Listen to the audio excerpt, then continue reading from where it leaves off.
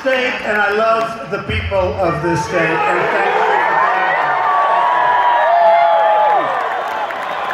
here. You know, you may have heard I was invited to another event tonight, the White House Correspondents' Dinner.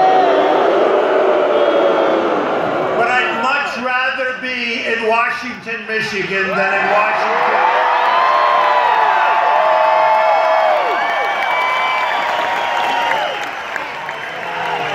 Great people. Thank you for that incredible support. And by the way, you want to see a lot of people, go outside. We're going to fill this place up probably 5 or 6 times. You see what's going on.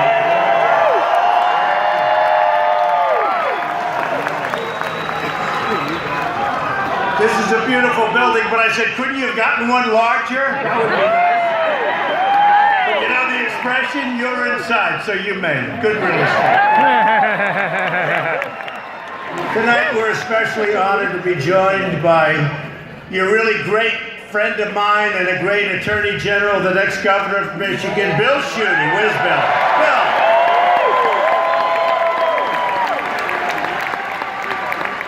Where's Bill? Where? All right, Bill, where the hell he is, right?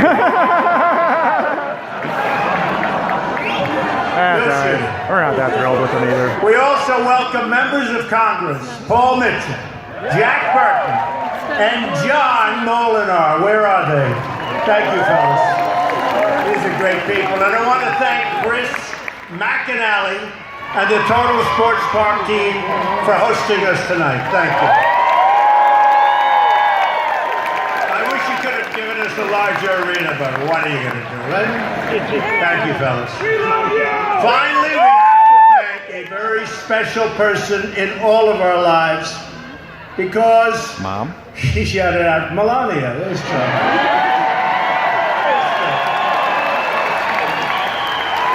That's true. Because our amazing chairwoman, the Republican National Committee, Ronna McDaniel, she's done some job, and if you remember, she ran the state of Michigan. And who won the state of Michigan after decades? I remember that night, you know, it's been a long time since the Republicans won Michigan. And they said, Donald Trump has won the state of Michigan.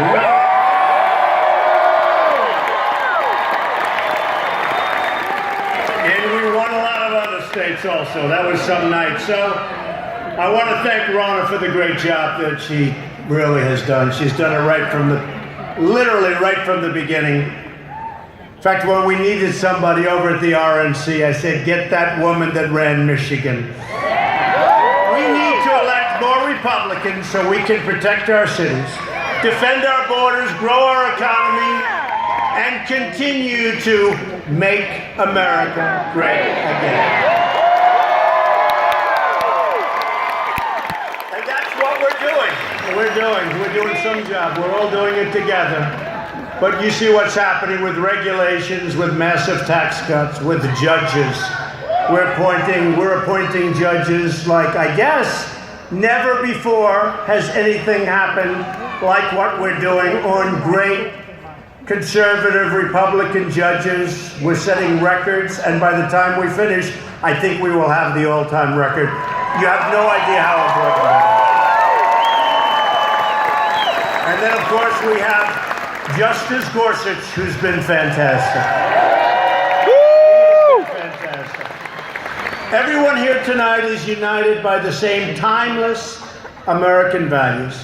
We defend our Constitution, we support the rule of law, and we support the heroes of law enforcement.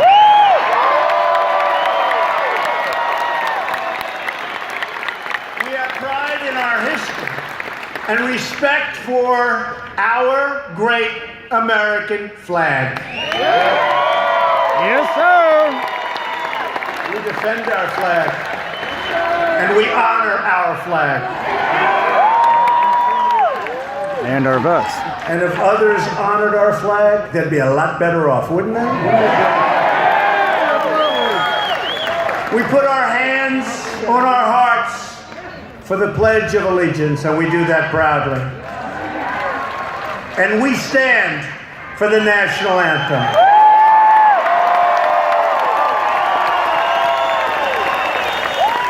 We believe that a strong nation must have strong borders. Sovereignty.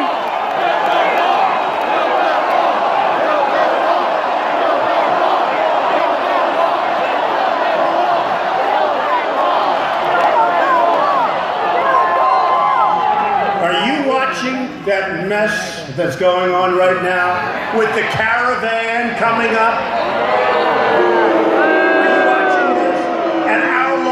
Are so weak.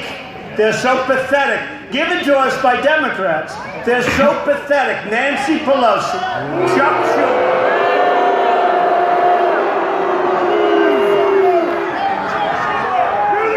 And let me tell you, we've gotten Mexico to work with us on stopping a lot of what's pouring in, but we have the worst laws anywhere in the world. We don't have borders. We're going to build the wall. We're getting it. We've already started.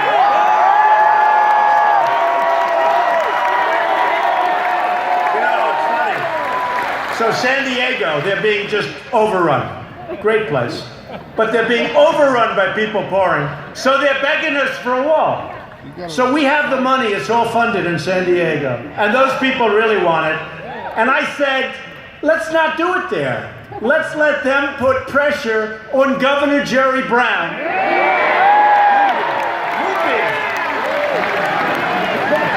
So we started the wall, and it's being built in San Diego. Beautiful job. They're doing a great job. And I said, you know, we stop that wall. All the people in San Diego are going to put a lot of pressure. And I said, well, let's see about that. So I said, how much would it cost to stop the wall? Sir, it'll cost $7 million in extras. I can't pay the extras. I hate extras. So we're building the wall. But San Diego wants the wall that's going up. And honestly, seriously, they would have put a lot of pressure in California. If you look at what's going on with sanctuary cities now, all over California especially. California, the home of sanctuary cities. The home of sanctuary cities. But you see what's going on? Where areas, big areas, they don't want sanctuary cities. They want to be safe. They don't want it. So started, we have $1.6 billion. And this last budget, just so you understand, we had to fund our military, folks. We got seven, our military was depleted and it was in trouble. And now we're ordering brand new airplanes. We're ordering brand new everything. We got $700 billion approved. And next year we got $716 billion approved for our military. We had to do it.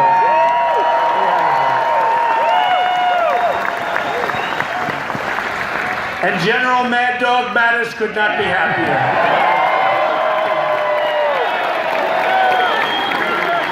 I said to him yesterday, I said, General, do you think we really needed this much? We needed it, sir. We needed it. We really did. We needed it. So by doing that, the Democrats don't care about our military. They don't. They don't care, and they don't care about our borders. And I don't think they care much about crime. Because if you look at it, MS-13, they pour through, everybody pours through, and they want it. They want it. And by the way, we are getting rid of MS-13 in record numbers. Okay?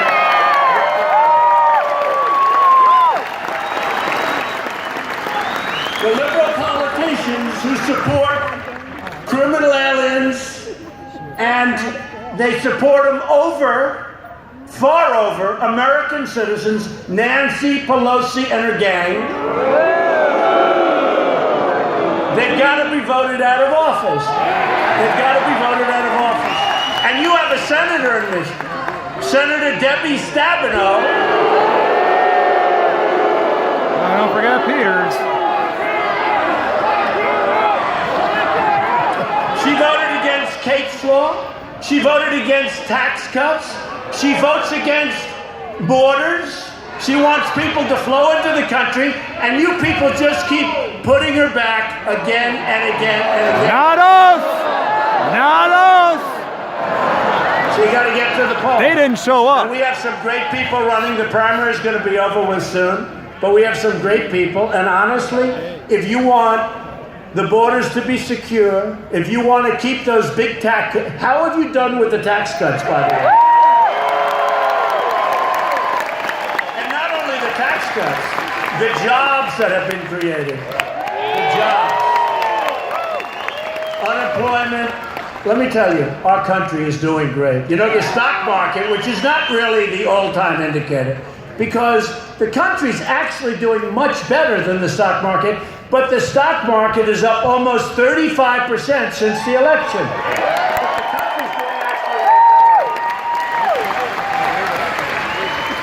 You know what bothers the stock market? I would have been up 60%, but I have to do things. You know what I have to do? I can't let other countries take advantage of us. I can't. So we're doing trade deals, and a lot of these folks in Washington, please don't do that. I said, wait a minute, we have a horrible deal on this one, on that one, I won't even mention. I love you.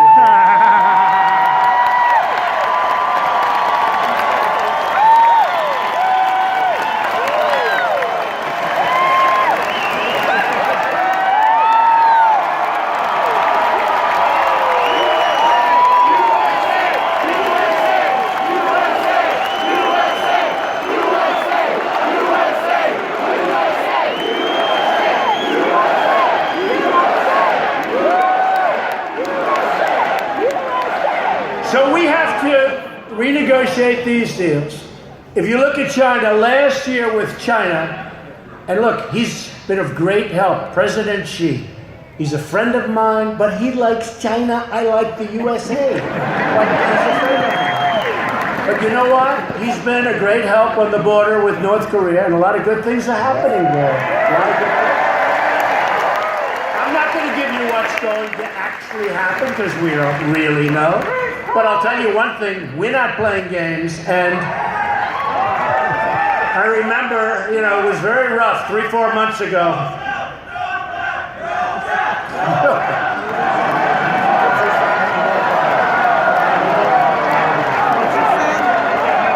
Nobel Peace Prize.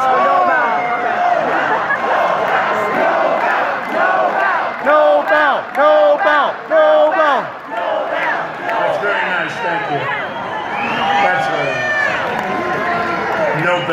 I just want to get the job done. So, if we would have...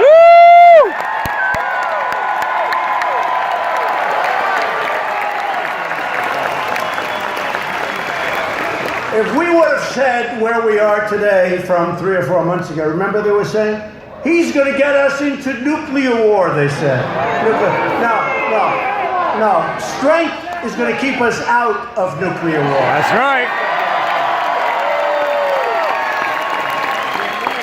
So we're doing very well. I spoke to the president this morning of South Korea for a long time. They just had a very good meeting. He gives us tremendous credit. He gives us all the credit. I mean, as President Moon of South Korea, you know, it started with the Olympics because, frankly, the Olympics was not going to have a lot of people. And all of a sudden, North Korea called in and said, you know, we'd love to participate in the Olympics. Everyone said, excuse me? But that was a good thing. It was a great thing. And they went from having a real potential disaster. You know, they worked on it for 15 years to make it great. And they did a great job. South Korea did a great job, but they didn't have people. Who's going to go? All of a sudden, they had a tremendous Olympics, very, very successful. And we are doing things that are good. I think we'll have a meeting over the next 3 or 4 weeks. It's going to be a very important meeting.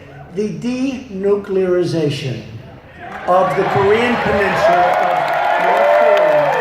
The denuke.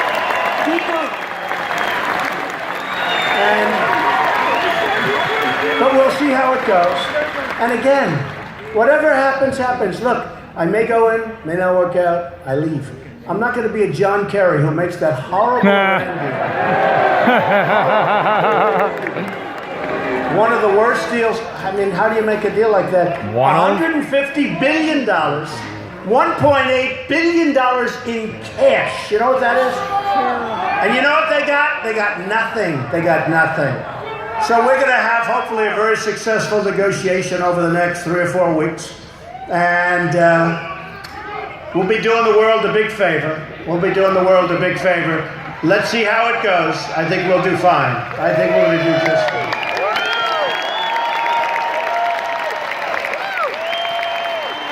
I had one of the fake news groups this morning.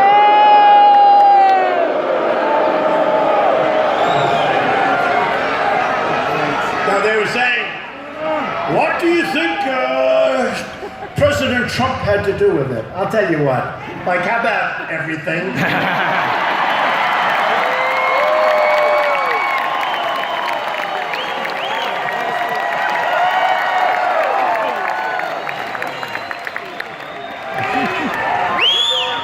And even President Moon says that, and he's been great. And I'll tell you what.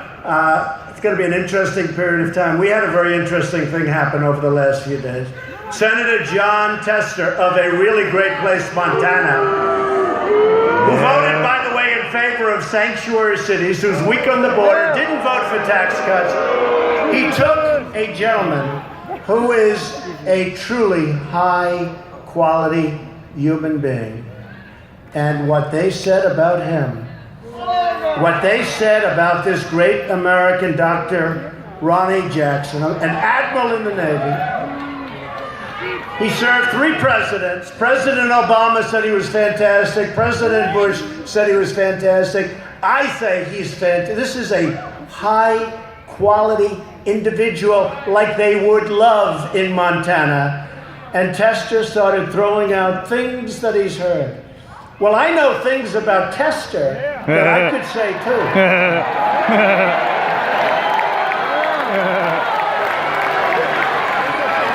And if I said him, he'd never be elected again.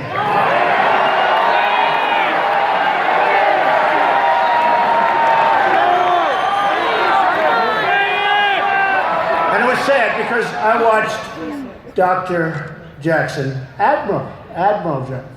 Both a doctor and an admiral, high quality. But I watched him, and I suggested it because we're taking care of our vets. You know, we've done a great job with our vets. We have accountability approved. We're getting choice approved. And I pulled it because I didn't like the choice. The choice wasn't good enough. What they were going to, I could have had it already. We could have had it in the last budget. but it wasn't good enough. We're getting choice, which is a big deal. That's going to be game-changing. And by the way, I have 5 great people that want to run the VA. We have great people, but I'll tell you, what John Tester did to this man is a disgrace. Admiral Jackson started studying, and he was working so hard. I suggested it to him. You know, he war hero, a leader, a great, you know, he's an admiral, a great guy, 50 years old, and he started studying. And then he started getting hit with vicious rumors, vicious. And the Secret Service told me just coming in, sir, we checked out all of those things. Sir, they're not true. They're not true. Well, no kidding. So they try and destroy a man. Well, they're doing it with us. They're trying their damnedest, but they have a little. I want to thank, by the way, the House Intelligence Committee. Okay? They're doing it with us, too. Russian collusion. You know, I guarantee you, I'm tougher on Russia. Nobody ever thought. In fact, have you heard about the lawyer? For a year, a woman lawyer, she was like, oh, I know nothing, no. Now all of a sudden, she supposedly is involved with government. You know why?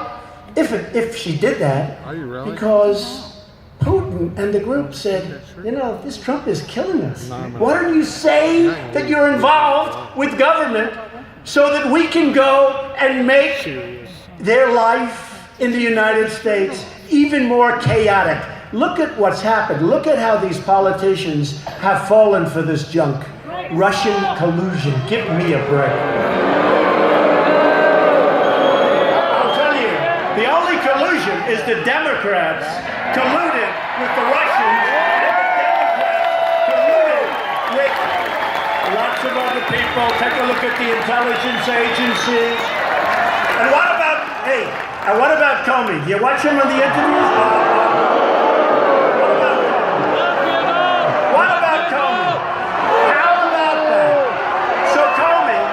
How about this guy Comey?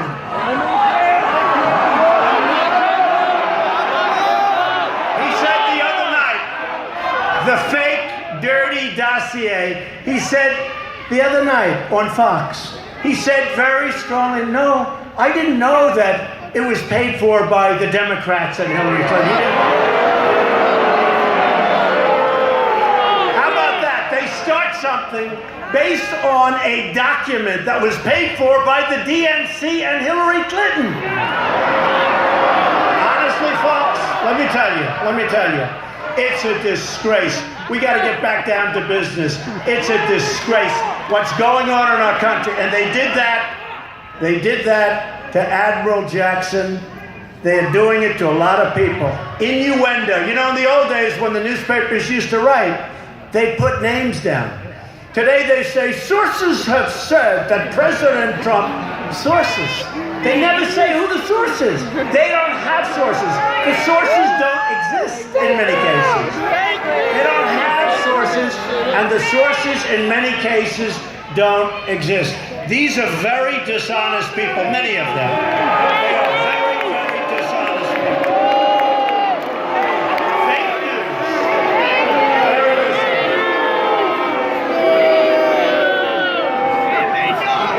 But you watch Comey, and you watch the way he lies. And then he's got the memos. I wonder when he wrote the memos, right? Then he's got the memos, and he puts them up. Watch the way he lies. It's the most incredible thing. Do you remember John Lovitz? Do you remember? The liar. Well, Comey's worse. Comey's a liar and a leaker. You know, I did you a great favor when I fired this guy.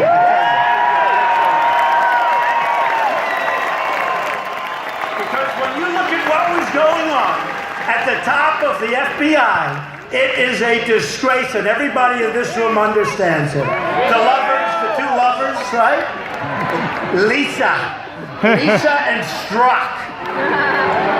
Lisa and Peter, the two lovers, what they said, what was going on. Look at how many of those top officials were fired or removed, and they should be out of here. And what about the guy that took $700,000 for his wife's campaign? Nobody even talks about it. Nobody even talks about it. Andrew. I'll tell you what, I've been talking about it for a long time. And if our Justice Department was doing the right thing, they'd be a lot tougher right now on those people, because there's tremendous crime and corruption on the other side. We need to drain the swamp. We need to vote against guys like John Tester that can destroy a man with innuendo. And we have to be very careful with the press, because they do the same damn thing. We love our country. We believe our citizens deserve a government that is loyal to them in return. For too long, the loyalty of Michigan workers was repaid with pure and simple betrayal. You were betrayed. For decades, you were dealt one devastating blow after another. Disastrous trade deals, which I'm straightening out, and I'm not saying, hey, there may be a little pain for a little while, but ultimately for my farmers, I love my farmers. They're great patriots. Don't forget, the farmers have been doing lousy for 15 years, okay? Let's face it. If you look at a graph, it's been like this. So when I say I'm negotiating NAFTA, and if they don't make a fair deal, I'm terminating NAFTA and I'll make a great deal. You're going to do much better. Or when we take on China or the European Union, which has tremendous blocks, it's very hard for us to sell stuff into the European Union. It was put there to take advantage of the United States, okay? So when we do, not anymore, you're right, not anymore.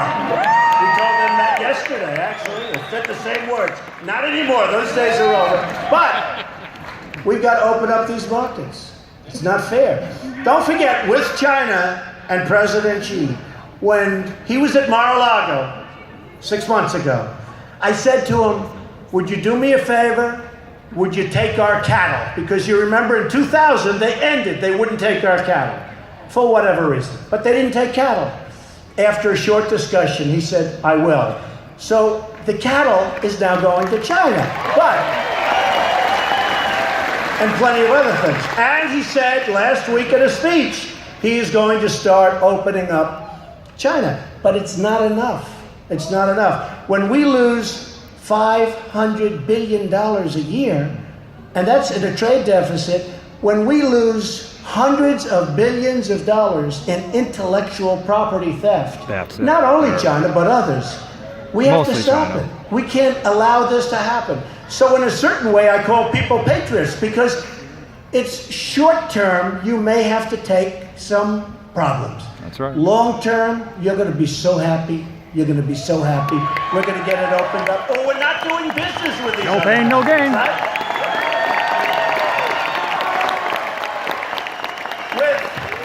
With the European Union last year, you know, it sounds so nice, the European Union.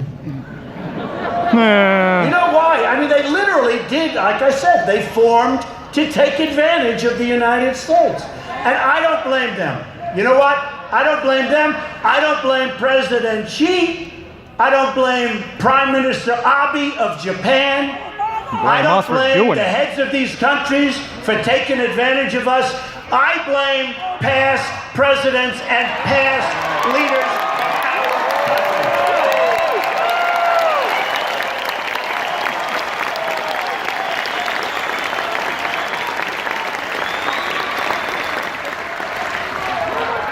I was in China, and I was making a speech, and I was saying how bad it is, how unfairly we're treated. And I'm in front of thousands of people from China. And I could see the mood was getting dark, and I have President Xi over here, and I realized I was going point after point how bad it is for us, how good it is for them. They became a major power since the World Trade Organization, which is a horror show for us, horrible. And I looked at President Xi, and he's the boss. he's the guy. He's a dictator. I said, but it's not your fault. It's not your fault. It's the fault of the representatives of the United States who allowed you to get away with it. I don't blame you, right?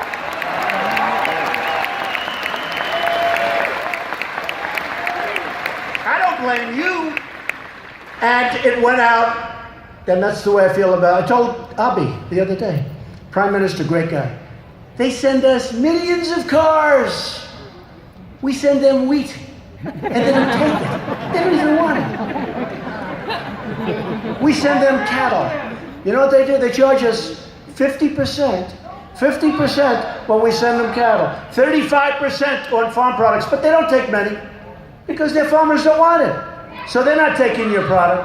But when they send their cars over, we charge them almost nothing. Let me give you a great example. It's so simple. China. So when they send a car into the United States, of which they send many, including parts, and you people know something about the car industry, because I'm bringing it back to the state of Michigan.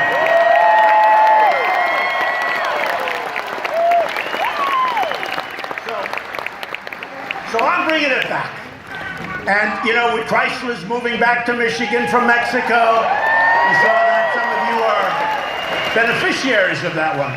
Thousands of jobs. We have many, many car companies. You see what's going on. Toyota, many companies are opening up in Michigan. The cars are coming back to Michigan. The plants are coming back. They're being expanded. And by the way, do you remember about 6 years ago, I wasn't even running, and they gave me an award, the Republican of the Year. I guess they probably, maybe they knew what was going to happen. I don't know. I wasn't running a long time ago. And I made a speech in Michigan thanking them for the award, saying how horrible, how did you let this happen, where all of these plants close, move to Mexico, they build the cars in Mexico, they sell them across the border, no tax, we lose the jobs, we lose the taxes, we lose everything. How did anybody let this happen? And guess what? Not happening anymore, folks. So now they're moving back. Now they're moving back. But let me give you an example. So China. Great people. By the way, great people, great country, great leader. But when they sell a car into the United States, they pay 2.5% tax. When we sell a car into China, number one, they don't want it because they have barriers, so they won't take it. But if they took it, it's a 25% tax, okay? So think of it. So they have a tax that's 10 times higher. Now what they say is, we don't want your cars, we have a barrier, but if we take them, it's 25%. So we're 2.5, 25. So far, it doesn't sound good. But what's really bad is this